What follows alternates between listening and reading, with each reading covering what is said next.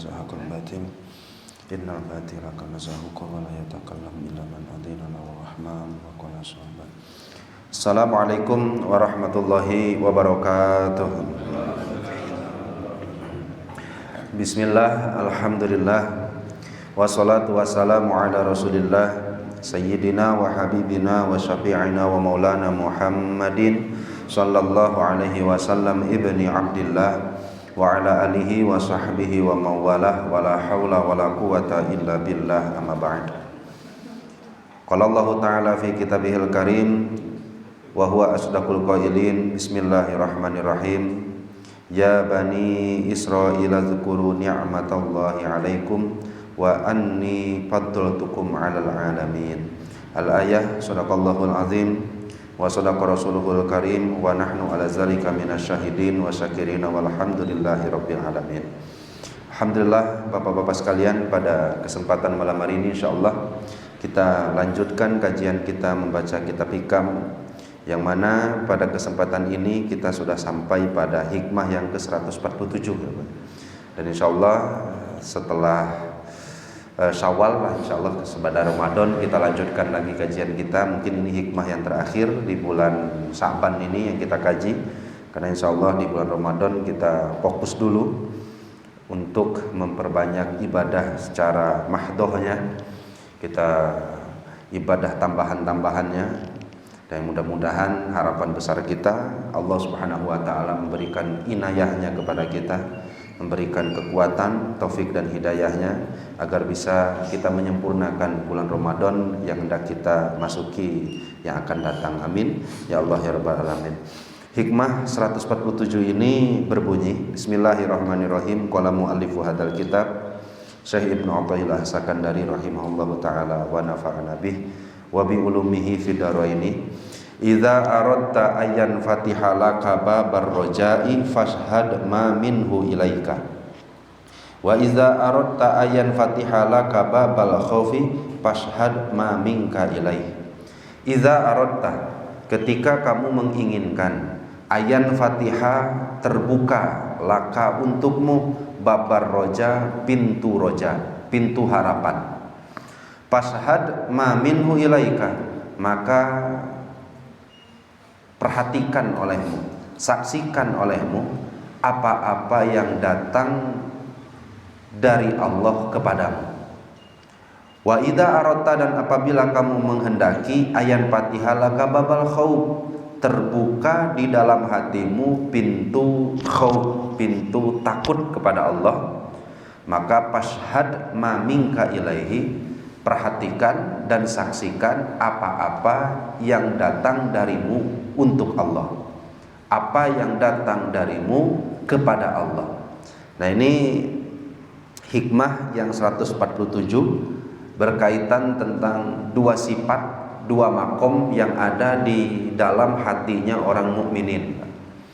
Karena kalau kita perhatikan, kita ibadah itu bisa terdorong dengan dua sayap, dua penasehat yang tak henti-hentinya silih berganti ada di dalam hati.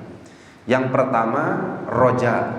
Kenapa kamu mau melakukan ibadah? Kenapa kamu mau melakukan sholat malam hari? Kenapa kamu mau melakukan bacaan Quran? Ketika kita ditanya oleh orang lain, jawaban kita mungkin karena saya telah baca hadis, barang siapa yang melakukan ini maka akan anu, barang siapa yang istiqomah ini maka akan anu, dan lain-lainnya. Sehingga muncul di dalam hati keinginan atau harapan mendapatkan apa yang Allah janjikan. Ketika kita istiqomah bertakwa kepada Allah, maka yaj'al lahu makhraja, apapun kesulitannya dijadikan Allah jalan keluarnya. Wa yarzuqhu min haitsu la yahtasib, apapun masalahnya Allah Subhanahu wa taala akan tetap berikan rezeki bahkan dari arah-arah yang tidak terduga sebelumnya. Kira-kira pingin gak dapat itu? Allah melalui lisan Rasulullah, man sholas natai asyarota rok'atan, barang siapa yang sholat 12 rakaat satu hari satu malam, penambah sholat wajib, yaitu sholat rawatib teh banyak, qabla subuh, qabla zuhur, ba'da zuhur, ba'dal asar, ba'dal maghrib, ba'da isya. Itu yang muakkad ya Pak. Yang 12 itu muakkad, maka banallahu lahu baitan fil jannah, Allah akan bangunkan rumah di surga. Mau atau tidak? Mau. Artinya kita terdorong untuk beramal soleh, kita terdorong untuk mau istiqomah karena berharap apa yang Allah janjikan kita dapatkan. Nah, keadaan seperti ini yang ada di dalam hati disebutlah roja. Keadaan seorang yang berharap menginginkan apa yang Allah janjikan, maka orang tersebut hatinya dipenuhi dengan roja. Ada keadaan di mana seseorang terdorong ibadah karena sebab dia takut kepada Allah. Takut kepada Allah, takut kepada apa yang Allah janjikan dan ancamkan. Barang siapa yang punya kemampuan namun dia tidak berkurban, maka kata Rasul, jangan dekat-dekat musola kami, jangan dekat-dekat tempat sholat kami. Akhirnya takutlah kita. Ketika kita punya kemampuan untuk berkurban namun tidak berkurban, kita tidak dianggap sebagai umat Rasulullah SAW. Akhirnya terdorong kita untuk beramal. Nah, andaikan ada orang yang terdorong dengan rasa takut untuk beramal, maka orang tersebut disebut makom khauf, makom takut. Nah, kira-kira dari kedua hal tadi, kita beramal, beribadah kepada Allah, taat dan istiqomah, terdorong dengan harapan atau terdorong dengan rasa takut? Nah, kalau kita kan nggak anteng Pak, kita mah sakapeng roja, sakapeng khauf. Kadang-kadang roja, kadang-kadang khauf. Nah, maka saya Ibnu Athaillah Sakandari di sini mengajarkan kita, ketika Bapak mau mengistiqomahkan salah satu makom untuk mendekat kepada Allah Subhanahu wa taala, dan dua-duanya bagus. Bapak mau memakai makom roja ya silakan, Bapak mau memakai makom khauf ya silakan. Karena saya Abu Hasan Asadili, Pak. Kalau saya Abu Hamid Al-Ghazali, Pak. Kalau dalam beberapa kitab yang kita baca, dari mulai kitab yang kecil sampai yang besar, yang temanya semuanya adalah tasawuf, semuanya pasti menggunakan metode khauf. Semuanya pasti metode khauf. Makanya Imam Abu Hamid Al-Ghazali itu salah satu ulama yang mendekat kepada Allah menggunakan metode khauf. Bagaimana dalam kitab Ihya beliau menghina dunia sehina-hinanya. Bapak perhatikan saja dalam beberapa kitab Imam Abu Hamid Al-Ghazali, bahkan ilmu saja ada sebahagian yang punten dicacat dan dihina oleh Imam Abu Hamid Al-Ghazali. Karena memang secara dohir apa yang disampaikan pun bisa kita terima. Contoh, ilmu yang tidak bisa menambah kedekatan seorang hamba kepada Allah, maka ilmu itu gak manfaat. Ilmu yang gak manfaat, ilmu yang akan menjebloskan seseorang ke api neraka, atau bahkan bisa menambah siksanya nanti di akhirat. Mana contohnya? Kata Imam Abu Hamid Ghazali, ilmu fikih, apalagi ilmu tafsir, apalagi ilmu hadis, apalagi ilmu alat, apalagi ilmu balago dan lain-lainnya. Yang ilmu tersebut terkadang motivasi untuk mengejarnya hanya untuk dikatakan alim di hadapan manusia. Kenapa kamu belajar ilmu tafsir? Ya, supaya memahami Al-Quran. Korek hatena. Ternyata di dalamnya ada, oh saya ingin dikenang dan dikenal oleh orang lain ahli Al-Quran. Kira-kira ilmu akhirat, ilmu dunia? Ilmu akhirat, ilmu dunia pun sama, ilmu fikih sama, dan lain-lainnya. Nah, maka Imam Abu Hamid Al-Ghazali adalah seorang ulama yang memakai metode waro, metode khauf dalam mendekatkan diri kepada Allah Subhanahu wa ta'ala. Beda dengan yang lainnya. Pernah saya ceritakan, yaitu seorang ulama besar bernama Imam Syekh Jainuddin Al-Baghdadi. Kalau beliau menggunakan metode mendekatkan diri kepada Allah, rojaknya yang luar biasa. Rojaknya sangat luar biasa kepada Allah. Bahkan dalam beberapa keterangan Beliau itu kalau punya baju, bajunya beli kotor, buang. Kalau punya rumah, rumahnya itu besar sekali. Rumah kita mah nggak ada apa-apanya. Pembantunya satu bidang, satu orang. Saking gubeng harma. Ketika ditanya, namanya tasawuf kayak gini. Katanya tasawuf itu menghindar dunia. Tapi ini kalah di dunia. Nah kumaha. Maka kata Imam Zainuddin Al-Baghdadi, saya bagaimana bisa menghilangkan keterkaitan hati saya dengan dunia, andaikan dunia itu nggak ada di tangan saya. Saya ambil dunianya sehingga keterkaitan hati saya hanya kepada Allah saja. Paham nggak maksudnya? Bagaimana saya bisa hati ini lepas dari dunia kalau saya masih nyari-nyari dunia? Kalau Imam Abu Hamid Al-Ghazali ditanya, kata kunaon meni pakir-pakir teuing, meni gak ada keinginan untuk menjadi orang kaya dan lain-lainnya. Kata Imam Abu Hamid Al-Ghazali, bagaimana saya bisa terkait hati saya dengan Allah kalau saya serba ada? Jadi Bapak pilih metode yang mana? Dua-duanya gimana nih? Yang satu berdunia agar supaya tidak menunjukkan pakir kepada makhluk Allah. Gak butuh saya dengan kasihan dari makhluk, gak butuh, karena saya sudah ada. Yang saya butuhkan adalah kasih sayang dari Allah saja. Ketika Imam Abu Hamid Al-Ghazali, eta kumaha eta? Bagaimana saya bisa pakir kepada Allah sedangkan apa yang saya inginkan sudah ada. Nah, akhirnya dua-duanya menggunakan metode yang sama-sama mendekat kepada Allah Subhanahu wa taala. Nah, inilah roja, inilah khauf. Bagaimana kata Imam Syekh Ibnu Athaillah Sakandari agar kita bisa membuka pintu roja di dalam hati kita? Andaikan kamu hendak membukakan pintu roja, fashhad ma minhu ilaika. Perhatikan dan saksikan apa saja yang datang dari Allah untukmu. Nah, pertanyaannya gini, Pak. Apa yang didatangkan Allah kepada kita semuanya baik atau ada buruknya? Sekali lagi ya Pak ya. Apa yang Allah hadirkan dalam hidup kita semuanya baik atau ada buruknya? Menit pede gitu jawabnya. Nah, harus kita yakini bahwa pahal awadaka illa husna wa ma asda ilaika illa minanan. Allah Subhanahu wa taala sedari kita dilahirkan sampai ke detik dan saat ini gak pernah mendatangkan sesuatu kecuali sesuatu itu adalah yang terbaik untuk diri kita. Walaupun waktunya didatangkan sesuatu yang tidak diinginkan mah pahit untuk kita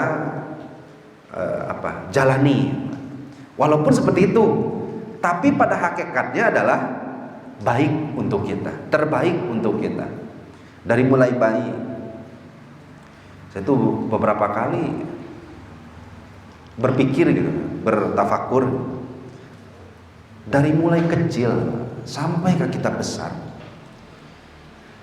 Padahal binatang merayap itu banyak di rumah kita. Dari mulai yang kecil sampai yang besar. Tapi gak ada satupun yang bisa masuk ke lubang-lubang yang terbuka ketika kita tidur. Walaupun ketika kita bayi. Lamun teu sengaja-sengaja teuing mah dimasukkeun. Ketika kita tertidur ataupun anak kita tertidur, bari mangap atau naon, pernah gak kemasukan kecoa sudah gitu Bapak? Atau kemasukan binatang-binatang yang lain ketika kita gak sadar? Pernah gak Bapak-bapak sekalian? Atau lagi tidur kemudian kemasukan apa ke telinga dan lain-lain?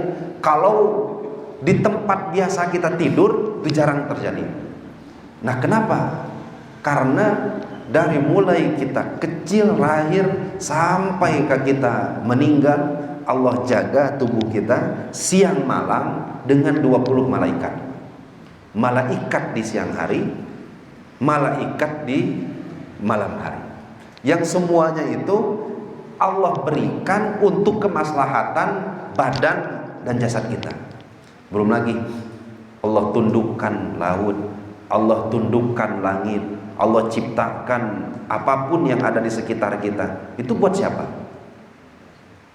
Ya buat kita yang mengisi alam dunia ini.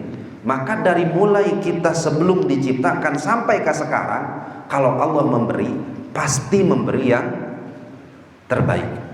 Nah, andaikan itu yang hadir di dalam hati kita, maka gak akan ada sedikit pun goyah kepada Allah, kecuali ada rasa harap, rindu, senang, bahagia. Laras dah. Ketika kita menghadapi musibah sekalipun, yang akan datang tetap roja. Karena kita tahu musibah yang datang seminimal-minimalnya satu, kalau kita mukmin, seminimal-minimalnya satu kiparat dosa.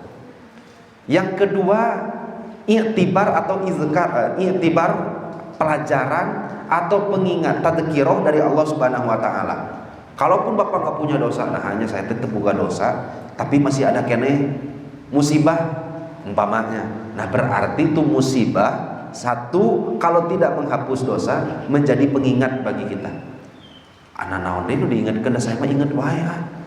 Artinya saya nggak pernah maksiat, ibadah nggak pernah telat. Kalau bukan jadi tadzkirah, berarti itu menjadi tangga untuk menaikkan derajat Bapak nanti di sisi Allah. Yang derajat itu nggak bisa dicapai kecuali dengan turunnya musibah. Makanya kan saya beberapa kali pernah contohkan, Pak.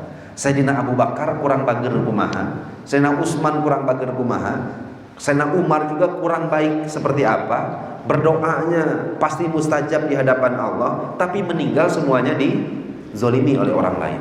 Meninggalnya didolimi. Kenapa? Karena meninggal didolimi itu menjadi sebab mereka mencapai satu derajat yang gak bisa dicapai kecuali didolimi oleh orang lain. Sehingga meninggal dibunuh ini atas Abu Bakar baik atau buruk? Baik atau buruk? Mau? Nah, kok baik tapi gak mau, udah kumaha. Kadang-kadang orang sok aneh. Baik ya baik, mau alim. Nah artinya benar kata Allah, asa an tuhibbu syai'aw wa huwa syarrul lakum wa asa an takrahu syai'aw wa huwa khairul lakum. Kamu suka sesuatu, tapi sesuatu itu malah madorot untukmu. Kamu membenci sesuatu, tapi sesuatu itulah yang terbaik untukmu. Andaikan kita perhatikan dalam kehidupan sehari-hari apa yang datang dari Allah kepada kita, maka insya Allah yang timbul adalah roja, husnudon kepada Allah Subhanahu wa ta'ala. Yang kedua, bagaimana cara menumbuhkan rasa khauf. Kalau menumbuhkan rasa khauf, gak usah kita jauh-jauh ngimplang-ngimplang neraka, karena memang nerakanya pun belum kelihatan oleh kita. Karena itu tergantung dengan keyakinan dan imannya masing-masing. Ada yang neraka itu seakan-akan tampak di depan mata, ada yang neraka itu dia imani tapi gak tampak di depan mata. Artinya dia iman terhadap neraka tapi maksiat tetap dilakukan. Bapak tanya saja orang-orang yang maksiat, yakin atau tidak terhadap nerakanya? Iman atau tidak terhadap nerakanya? Iman tapi maksiat. Jadi iman atau enggak? Nah sehingga apa yang lebih cepat untuk mendatangkan rasa khauf ke dalam hati, maka kata Sayyidnu atau Ilah Sakandari, fashhad mamingka ilaihi. Kamu lihat saja, kamu saksikan saja apa yang datang darimu untuk Allah, apa yang kamu persembahkan untuk Allah, dibarengi di samping Allah yang mendatangkan kenikmatan yang banyak itu. Yang pertama tadi, kita perhatikan apa yang datang dari Allah untuk kita. Bahkan sama Allah ditantang, wa in ta'uddu ni'matallah la tuhsuha. Sok saja hitung berapa yang kebaikan yang telah aku berikan, yang gak akan pernah kehitung. Tapi di sisi lain, ketika kita dituntut untuk bersyukur dan beribadah, apa yang kita persembahkan? Terbaik, setengah baik, kurang baik atau buruk yang kita persembahkan kepada Allah? Terbaik, kurang baik, setengah baik, atau nggak ada baiknya sama sekali? Artinya ketika kita perhatikan apa yang sampai dari kita, apa yang datang dari kita, apa yang dipersembahkan dari kita untuk Allah, ternyata wa taksiri fil ibadah, banyak kurangnya dalam ibadah. Rizkinya nggak pernah kurang, ibadahnya kurang baik. Rizkinya nggak pernah telat, ibadahnya telat baik. Rizkinya berlimpah-limpah, tapi ibadahnya segitu-gitu aja. Kira-kira nimbulkan rasa khauf atau tidak di dalam hati? Seminimal-minimalnya ada rasa takut, rizkinya hilang. Seminimal-minimalnya. Yang bagus-bagusnya kesananya bisa jadi rasa takut terhadap Allah Subhanahu wa ta'ala. Kemudian kita perhatikan lagi, aumin muwafaqatis syahwat. Selain banyak kekurangan dalam ibadah, ternyata banyak juga dalam keseharian kita yang mengikuti syahwat yang buruk-buruk di dalam diri kita. Syahwat buruk masih sering kita ikuti. Hatta bil ibadah, walaupun ketika kita ibadah sekalipun masih sering kita ngikuti hal-hal yang sesuai dengan syahwat kita. Gak perlu kita contohkan, banyaklah contohnya. Ketika kita beribadah tapi masih bisa mengikuti nafsu dan syahwat kita. Ketika kita sholat di malam hari, Rasul pernah dawuh, sholat terbaik adalah sholat yang dilakukan di malam hari, wa atwaluha kunutan, dan sholat terbaik adalah sholat yang berdirinya lama sekali. Ketika kita sholat malam tahajud di kesendirian kita, di kesunyian, kira-kira bacaan suratnya pendek atau panjang? Pendek atau panjang? Dengan membaca surat pendek itu kira-kira ngikuti nafsu atau tidak?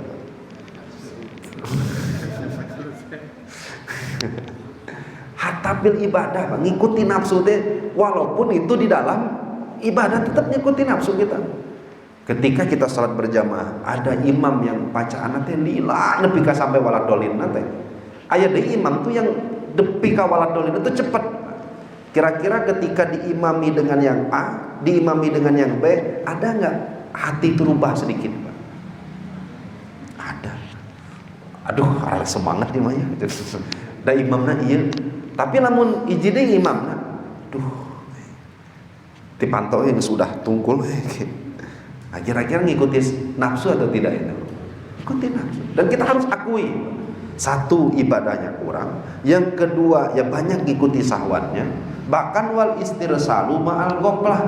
Ketika yang kita persembahkan kepada Allah pun masih banyak ghaflahnya, masih banyak tidak hadirnya hati dalam beribadah kepada Allah. Kan ghaflah itu lalainya hati, tidak hadirnya hati mengingat Allah Subhanahu wa ta'ala. Apalagi ketika kita sekarang hendak melaksanakan puasa.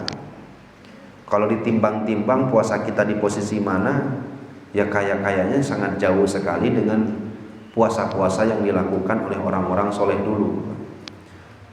Kalau para nabi, para rasul, para wali, kekasih-kekasih Allah berpuasa tidak hanya sekedar menahan dahaga, menahan lapar saja, tetapi mereka berpuasa dari mulai fajar sampai terbit fajar, sampai ke terbit lagi fajar, gak pernah sedikit pun hati mereka hilang Allahnya dalam hati. Kan susah banget. Nah, kalau Bapak bertanya, batalnya puasa Rasul itu gimana? Batalnya puasa Rasul, Allah hilang dari hati torpata ainin, walaupun hanya sekejap. Hilang Allah dalam hati, batal puasanya. Lamun itu yang menjadi pembatalan kita, kira-kira kita sah gak nih puasanya? Batal semuanya. Karena saking susahnya. Ternyata puasa para nabi, para rasul, para aulia adalah puasa yang memang zahirnya puasa, batinnya pun puasa. Makanya hati mereka tuh apapun keadaannya, lagi ngaji gini ya ingat Allah. Entah itu mengingat Allah dengan wasilah mengingat perintahnya, entah itu mengingat Allah dengan wasilah mengingat siksanya, ilmunya, dan lain-lainnya. Beres dari ngaji, kira-kira Allah kene gak di dalam hatinya? Allah kene. Sampai ke tidur-tidur pun, bahkan Rasulullah SAW menyebutkan, dua mataku tertutup namun hatiku tetap terjaga. Ya susah. Artinya hati terjaga itu bukan sadar, tapi eling ke Allah Subhanahu wa ta'ala. Nah itu hebatnya para anbiya. Ada puasa yang awam. Puasa awam adalah puasa menahan lapar dan dahaga, namun tidak bisa menghindari dari 5 hal. 1, lisannya nggak pernah berhenti dari gibah. Gibah itu apa sih? Zikruka akhoka bima yakrahuhu. Kamu membicarakan saudaramu dengan sesuatu yang sesuatu itu dia benci kalau engkau bicarakan di depannya. Wa in kunta shadiqan, walaupun yang kamu bicarakan itu benar adanya. Kita bicarakan seseorang memang benar, yang dibicarakan itu benar. Kemudian dibicarakan di belakangnya karena bukan dua tujuan ya Pak. Kalau dengan dua tujuan masih diperkenankan lah. 1, tujuannya mengingatkan orang lain agar tidak kena madorot darinya. Contoh, saya ke Pak Ustadz, ulah sok nginjemkeun duit ka Pandang Lili. Memang gua gitu. Bayar. Kira-kira saya gibah kan itu, Pak? Gibah? Enggak. Kenapa? Karena saya mengingatkan Pak Ustadz Anto agar supaya Pak Ustadz Anto tidak kena madorot dari Pandang Lili. Itu yang pernah dilakukan oleh Rasulullah SAW ketika kedatangan tamu. Ini laki-laki paling buruk di kaumnya kepada istri beliau Siti Aisyah. Namun ketika berhadapan dengan laki-laki tersebut, ternyata Rasulullah SAW tungkul dan sangat sopan ketika berbicara dengannya. Kira-kira ketika di belakang tadi berbicara dengan Siti Aisyah, gibah atau bukan? Bukan. Kenapa? Karena Rasul hendak mengingatkan Siti Aisyah jangan terpengaruh dengan lelaki ini, karena kalau nanti terpengaruh akan ada madorot yang terkena kepada orang yang diingatkan tadi. Nah itu gibah itu bisa hilang asal 1, tujuannya hanya mengingatkan. Yang kedua, nah ini rada-rada susah, yaitu ngobrolkan orang lain tapi ala sabilil i'tibar. Seperti Allah ceritakan Fir'aun di dalam Al-Quran. Allah ceritakan Fir'aun, Allah ceritakan siapa yang bakar Nabi Ibrahim? Abraha. Allah ceritakan juga yang lain-lainnya, orang-orang kafir yang lainnya. Kira-kira gibah bukan? Maunya ya Allah larang gibah tapi Allahnya ngegibah itu iya teh. Firaun diceritakan ke gorengan anak. Bukannya gibah, bukan, karena memang tujuan diceritakan ala sabilil i'tibar agar menjadi pelajaran. Nah jadi tujuan kita dua baik. 1, ngomongkan orang lain teh untuk mengingatkan, atau ngobrolkan orang lain hanya untuk diambil pelajaran. Kalau ngobrolkan orang lain bukan dengan 2 tujuan ini, walaupun nanti masih ada kata ulama, kita mah 2 pokok-pokok. 2 ini kalau bukan dengan tujuan 2 ini, masuknya gibah. Puasa lah kita, gibah ongko, puasa ongko. Nah kumaha eta? Seperti itu. Puasa hilang semua pahala. Nah itu yang katakan yang Rasul, puasa hanya dahaga dan laparnya saja. 1 gibah. Yang kedua namimah ngadu domba. Yang ketiga bohong. Yang keempat melihat sesuatu dengan syahwat.